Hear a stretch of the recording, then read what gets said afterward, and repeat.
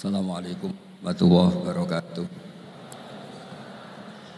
Alhamdulillahirabbil alamin wassalatu wassalamu ala asyrofil mursalin sayyidina maulana Muhammadin wa ala alihi wa sahbihi asma'in amma ba'du.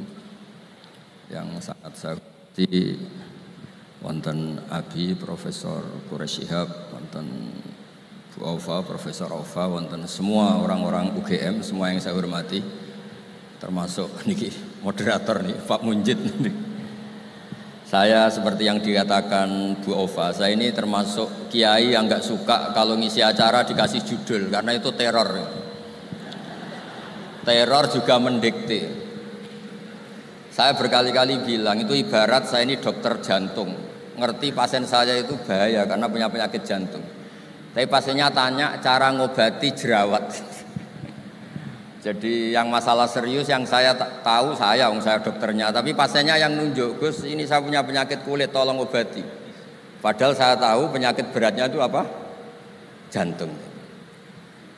Tapi karena ini acara memang harus ada judul, saya terima judul ini meskipun tadi Pak Munjid bilang ada judul itu berarti ada masalah dalam ukhuwah. Saya tadi karena sudah dipuji ahli Quran, sebelumnya terima kasih. Tadi saya sepakat sama Pak Quraish. Terima kasih pada UGM karena sudah memberi gelar Pak Quraish Kiai Haji. Biasanya hanya Profesor Doktor, ini nggak ada Kiai Haji, ini spesial. Ini penganugerahan Kiai Haji dari UGM, itu keren betul. Ini Mbak Naswa harus mencatat itu penghormatan. Ini yang ngasih gelar Kiai Haji itu UGM. Jadi karena nggak punya alumni yang jadi kiai, yang ngasih gelar orang lain gitu kira-kira. Begini masalah solusi ya. Saya punya sekian cerita, tadi sudah dipuji ahli Quran, saya cerita yang Quran saja.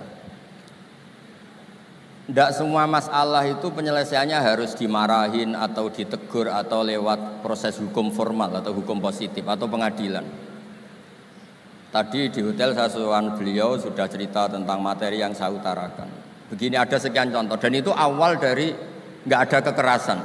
Tetap menjaga ukhuwah karena modelnya penyelesaian yang tidak menyinggung, tidak mengadili, tidak mendiskreditkan, tidak memojokkan. Saya punya sekian cerita dan ini boleh dikulak Pak Munjid untuk ngiai di UGM, saya sahkan tanpa hak royalti. Saya itu sering Prof, kiai-kiai yang jadi mubalak sering terima kasih sampai Gus, alhamdulillah kulaannya bisa saya jual katanya. Karena saya ini sudah kiai resi, gak mau kemana-mana, tapi yang kulaan banyak diretailkan.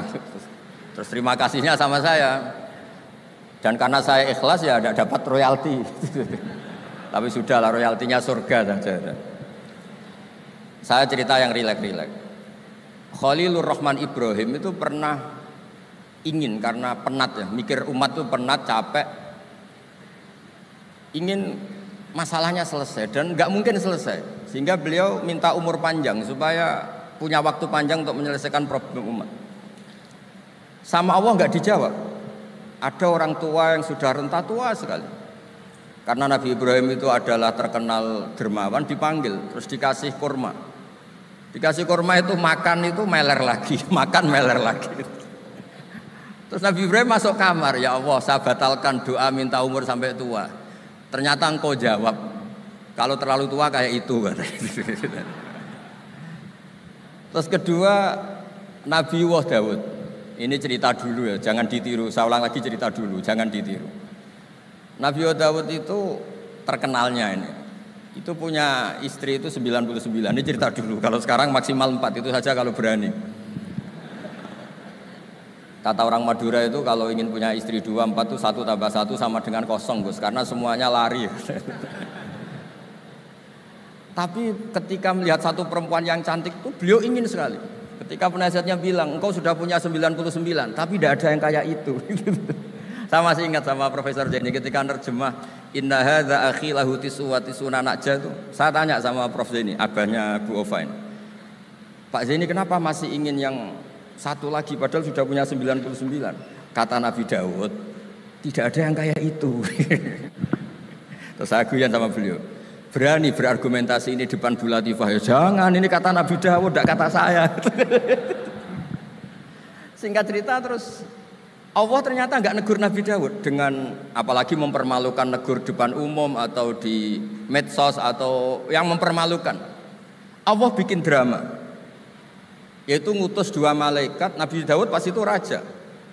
2 malaikat datang tergopoh-gopoh menunjukkan kalau sedang ada masalah yang serius, yang krusial. Nabi Daud sampai kaget, fafazi aminhum, kaget betul Nabi Daud. Tahu-tahu ada orang di depannya terus tanya, kenapa kamu tergopoh-gopoh? Saya ini punya masalah berat ya Nabi Allah Daud. Apa masalah kamu? Ini saudara saya sudah punya kambing 99. Minta saya yang punya kambing hanya 1. Gimana cara jenengan? Oh kamu udah adil, kamu rakus, dimaki-maki yang punya 99. Sudah ini keputusan final, sudah, pulang. Bareng setelah pulang, loh itu gue banget kata Nabi Daud. Enggak ditegur, Allah pakai drama. Jadi masalah sekarang adalah amar ma'ruf nahi mungkar sudah kehilangan seni bikin yang tanpa masalah, yang tidak menimbulkan masalah baru gitu. Jadi intinya itu ada penyelesaian masalah yang tidak harus seperti itu gitu, pakai drama, pakai apalah yang. Terus cerita ketiga, banyak peristiwa-peristiwa sosial. Saya ulang lagi, peristiwa-peristiwa sosial yang penyelesaiannya itu juga agak lewat pengadilan. Ada ayat wa Daud wa Sulaiman idh yahkumani fil harthi idh nafashat fihi wa namul qaum. Itu yang diceritakan di beberapa tafsir. Ada cerita unik begini. Ada 2 perempuan kakak beradik, sama-sama punya anak. Kebetulan sama-sama ganteng. Karena masih kecil itu kan mirip. Saya ulang lagi, karena masih kecil itu mirip.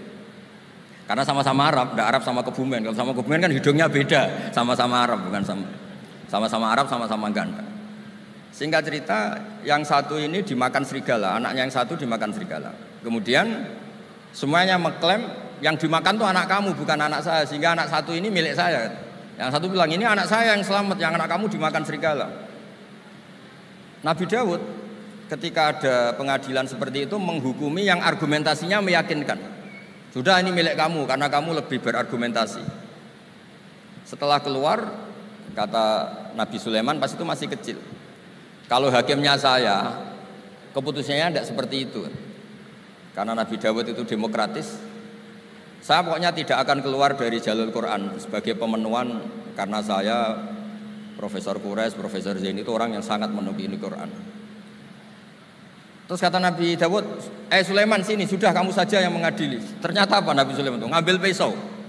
Mana anak yang selamat? Ini, udah kita bagi 2 saja supaya gak konflik gitu. Terus ada yang nangis histeris, nangis, yang satu tenang saja. Terus sama Nabi Sulaiman anaknya dikasihkan yang nangis. Ini ibu beneran ini, berarti ini ibunya beneran ini. Anaknya mau dipotong nangis, kamu mesti ndak. Masa anaknya mau dipotong diam aja?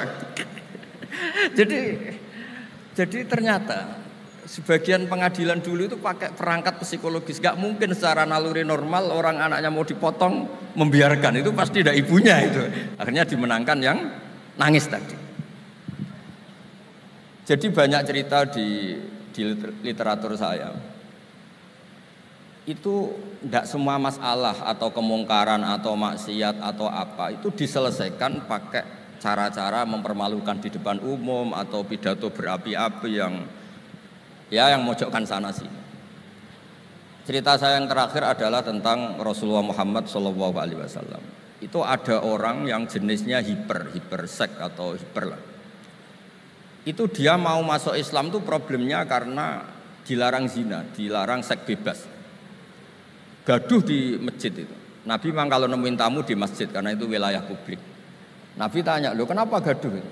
Itu ada pemuda yang ingin masuk Islam tapi yasta'dzinu fi zina. Dia minta izin supaya tetap boleh zina. Kenapa gaduh? Semua sahabat melarang karena itu enggak mungkin itu. Makanya enggak boleh ketemu jenengan itu. Kata Nabi, "Enggak apa-apa, suruh ketemu saya." Setelah ketemu Rasulullah di depan beliau, "Apa betul kamu pemuda yang ingin masuk Islam tapi minta izin tetap boleh zina?" "Iya ya Rasulullah." Apa jawabannya Nabi itu unik. Atuhibbuhu li ummik, pertama. Kamu suka kalau ibu kamu profesinya seperti itu kemudian dinikmati hidung-hidung belang? Enggak Nabi. Kalau ada orang gitu sama ibu saya tak pukul. Atuhibbuhu li bintik. Kamu suka punya putri yang jadi mainannya orang-orang hidung belang? Ya enggak Nabi. atuhibbuhu li ammatik. Kamu suka kalau itu terjadi di bule kamu. Sampai nyebut sekian orang-orang yang dicintai pemuda itu. Akhirnya pemuda itu, wallahi, demi Allah saya tidak pernah melihat sesuatu seburuk zina, seburuk itu. Dan demi Allah saya tidak akan zina lagi. Jadi logikanya diset oleh Nabi, dan Nabi tidak ngancam neraka, tidak marah, tapi logikanya diatur. Itu pula yang sering digunakan di Quran, sering ada kata kul aro'aitum, ya kan banyak di Quran. Aro'aitum itu orang diajak berpikir bersama. Ya, jadi menjaga kemajmukan, menjaga ukhuwah itu dimulai dari cara menyelesaikan. Tidak semuanya harus pakai marah-marah, pakai apa. Dimulai dari Allah sendiri dalam banyak cerita di Quran, di hadis itu suka hal-hal yang kecil, yang keseharian. Makanya dulu itu kalau ulama ditanya, saya ini tidak punya uang padahal ingin makan enak. Ij'al idama ka'al ju'a. Ya, lauk paling enak itu satu, yaitu lapar. Kalau kita puasa, makan apa saja enak karena lapar. Orang sudah lupa, ngiranya makan enak itu kalau menunya atau lauknya sesuai selera, itu keliru. Ij'al idama ka'al ju'. Jadikan lauk terbaik adalah lapar. Wah, kita mau tidur gak enak gini-gini, ingin cari tempat yang enak. Ya, makanya Kiai kuno kalau nasihati anak-anaknya, kamu kalau ngaji makan yang enak, tidur yang enak. Maknanya jangan tidur kalau gak ngantuk banget, jangan makan kalau tidak lapar banget. Itu pasti semuanya menjadi enak. Nah, orang sudah melupakan kearifan-kearifan begitu, sehingga solusi-solusi yang dibikin ini lompatannya malah kacau, karena sebetulnya itu ndak adatnya Allah. Terus yang terakhir, ini makalah yang saya bawa dari dalam. Ini mungkin nanti Pak Munjid bisa belajar. Bisa ya tadi, bisa dijual ini. Karena sekarang itu ngaji itu pokoknya keren lah sekarang itu. Ngaji sekarang tuh fid dunya hasanah wa fil akhirati hasanah. Dulu ngaji itu hanya fil akhirati hasanah, enggak dapat apa-apa. Kalau sekarang tuh fid dunya hasanah wa fil akhirati enggak jelas. Karena sudah dapat upah itu. Nah, ini cerita, ini di tafsir Qurtubi, nafsiri ayat la khaira fi katsirin min najwahum illa man amara bi shadaqatin. Ikutnya suratun Nisa, nanti bisa dicari di, ya kalau orang UGM mungkin di googling mungkin 114 ayatnya. Sistem di pengadilan Indonesia, misalnya ada orang sengketa, kadang-kadang dilaporkan ke polisi itu silakan selesaikan secara kekeluargaan. Itu ternyata ini di tafsir Qurtubi di kitab saya baca teksnya supaya nanti ditasih Pak Quraisy. Wa kataba Umaru ila Abi Musa al-Asy'ari radhiyallahu anhu qal rudda al-khusuma hatta yastalihu fa inna faslal qada'i yuristu bainahum ad-daghain. Jadi kalau ada orang sengketa, silahkan kembalikan yang sengketa, kata Sayyidina Umar. Jangan-jangan mereka punya solusi kekeluargaan. Karena kalau diputuskan di pengadilan itu bisa yurisuddohoin, bisa melahirkan dendam, hasud, dengki. Tapi kalau mereka diselesaikan dengan logika mereka sendiri, dengan kearifan mereka sendiri, maka itu lebih baik. Ini juga yang dilupakan. Setiap ada masalah itu dikasuskan di pengadilan. Padahal ini andaikan saya dalam posisi pengamat politik mungkin cerita. Padahal bisa diselesaikan dijadikan menteri misal. Tapi itu tidak wilayah saya. Tapi itu udah wilayah saya. Andaikan saya datang sebagai pengamat politik, mungkin contohnya itu, tapi saya tidak masuk wilayah itu. Cerita-cerita itu masyhur itu. Dulu ini cerita lagi ke Habib Quraisy di Abi Quraisy ya.